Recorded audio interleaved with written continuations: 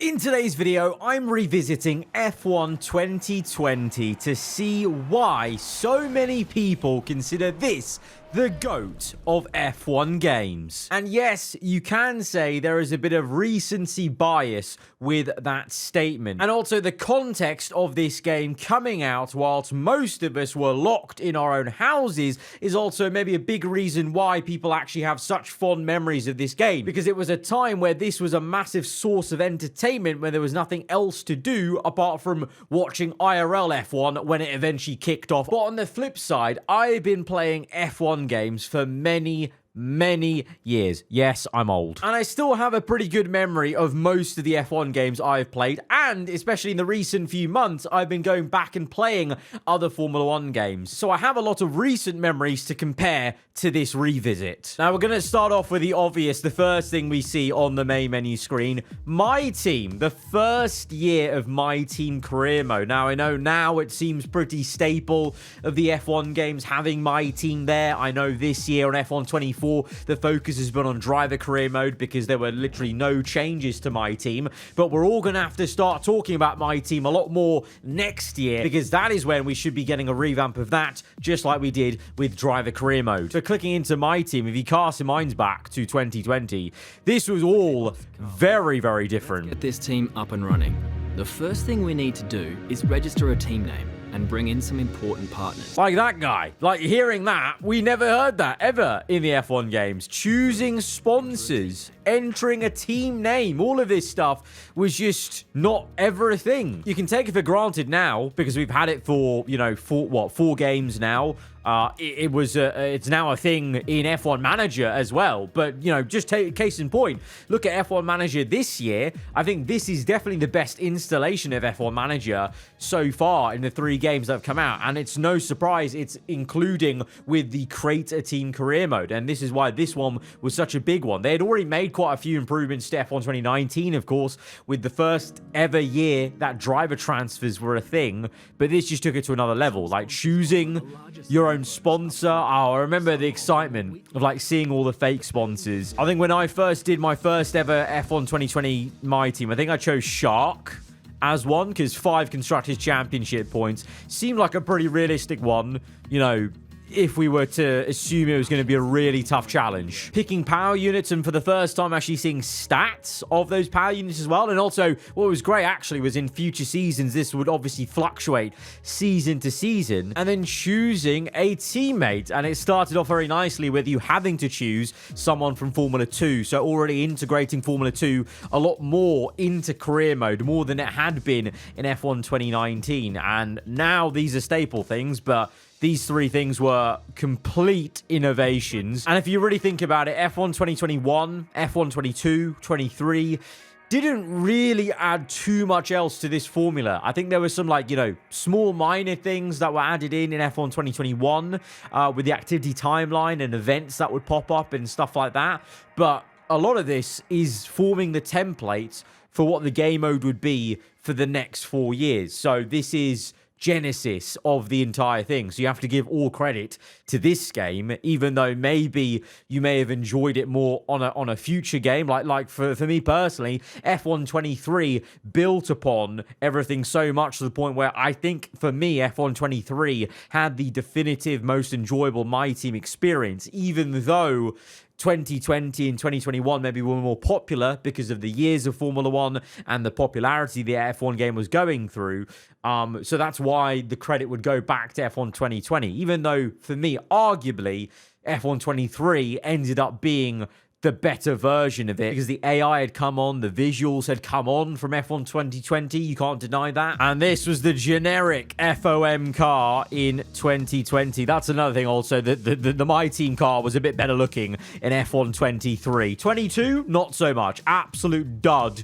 Ugly as hell. But 23 with that shorter, the smaller nose and the side pod change, definitely the best looking My Team car we've had so far. But I think this was literally actually the starter livery I did, was it not? I think fluoro green and white in the middle, obviously the JB, Jenson Button, Brawn GP colors. And then furthermore, going into the career mode, it introduced for the first time little nice cutscene bits to intro in the career. Yes, it's a novelty. you know, after one season, one save, you're not going to want to come back to it. It gets a bit long then, but again, just trying something different, adding in new things. I know they have added some new cutscene things into F1 24, like they had the mid-season, season 1, like, you know, chat with Natalie Pinkham and Anthony Davidson. I think it would be nice to have more of that kind of thing, and trying to be a bit more dynamic with it, you know, in terms of maybe questions are asked and whatnot. But this was great, actually having questions where some of them actually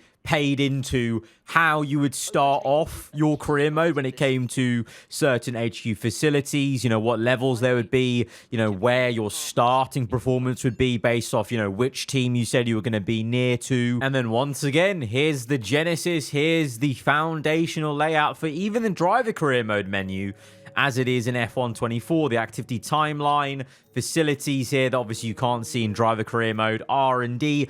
This still had the R&D tree, which I still think they need to bring back. I would like them to have this tree, and then when you click in, this part would zoom into what you have now on F1 24, or at least that's, I think, an easy way to do it if they didn't want to do extra work. But I would like to even see further innovation of how they could present things, just to switch it up, really, because just a fresh lick of paint alter can definitely just make things feel fresher. But apart from that, the layout is obvious. It's what we've had, and it's because it was a bloody good foundational layout, basically choosing secondary sponsors here, all groundbreaking again at the time, to have a system where you had to, you know, earn reputation in the paddock to actually get new sponsors. Then you go to contracts, you can change out your teammate through the year, driver market to see the value, the stats of drivers now, all things we maybe take for granted in the current F1 games.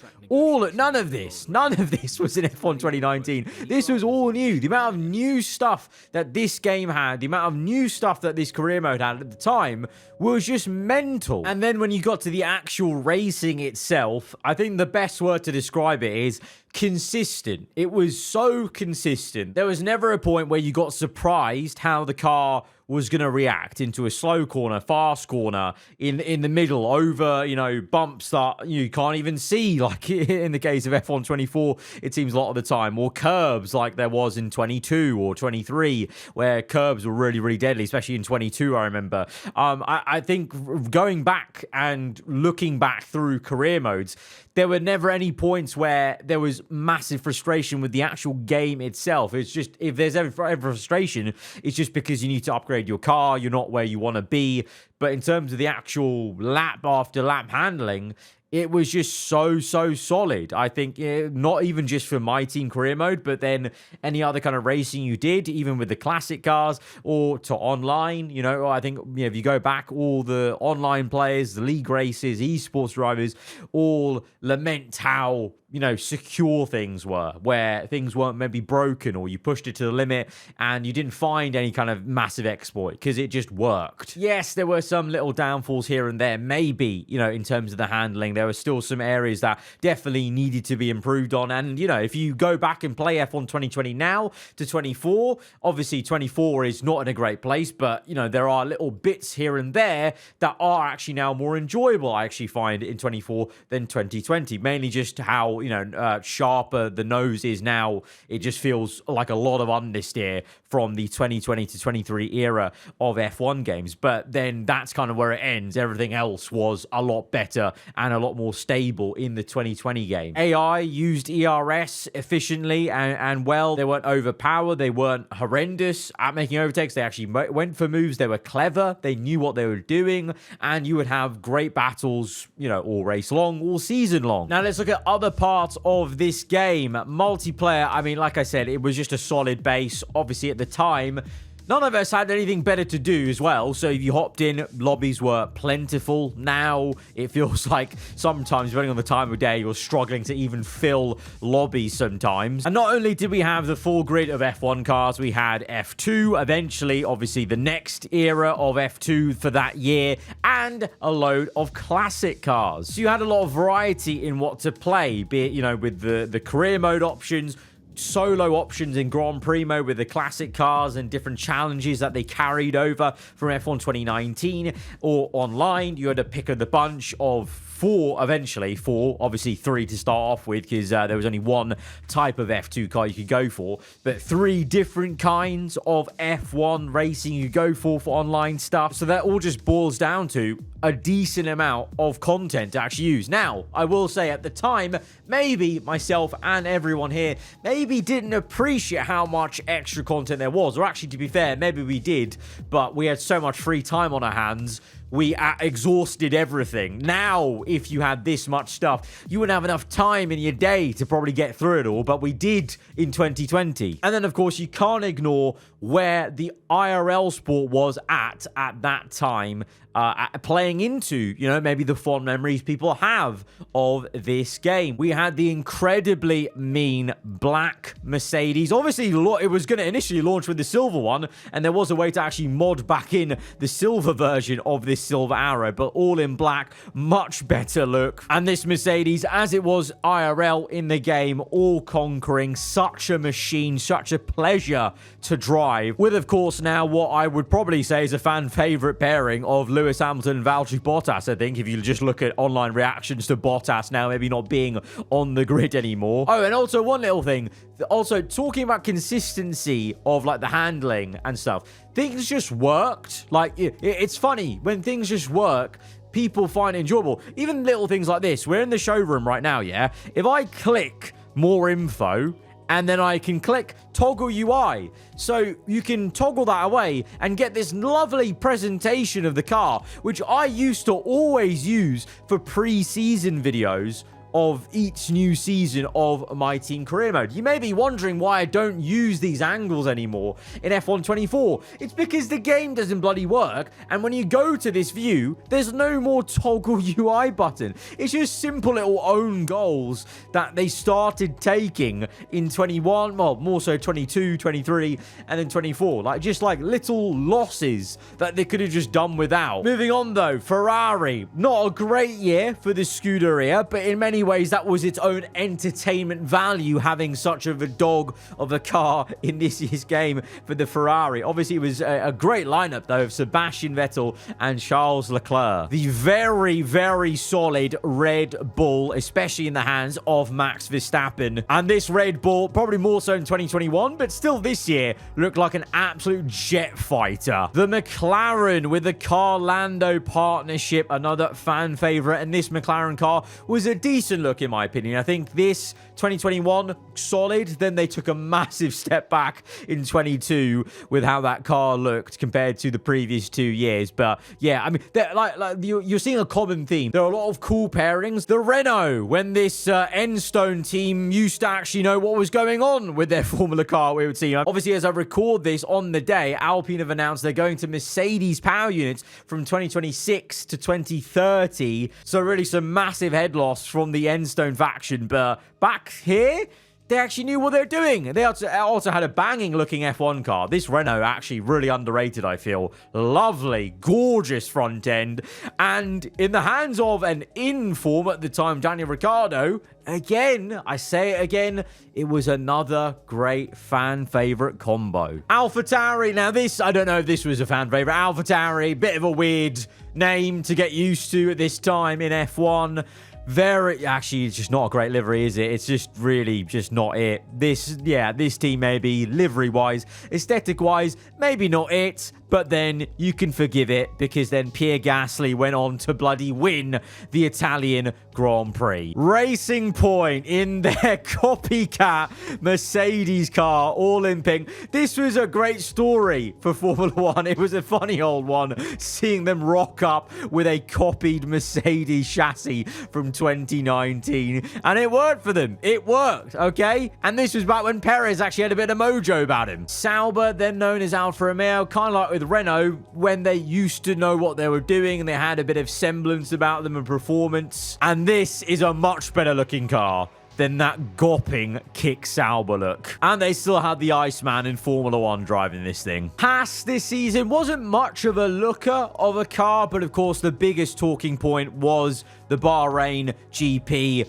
Grosjean just surviving that race. You know what? That alone, I'll give it a pass. And then Williams. Williams, the less we talk about Williams in this part of Formula 1, the better, I think.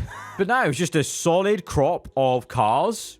The grid was sublime. There were some great pairings. And then on top of all of this, you then had, like I said, all these classic cars to play from. I think they only added like maybe 1 or 2 from F1 2019. So, you can't give full credit of like, oh, this was, just this game being groundbreaking for this, because F1 2019 already had a lot of these cars.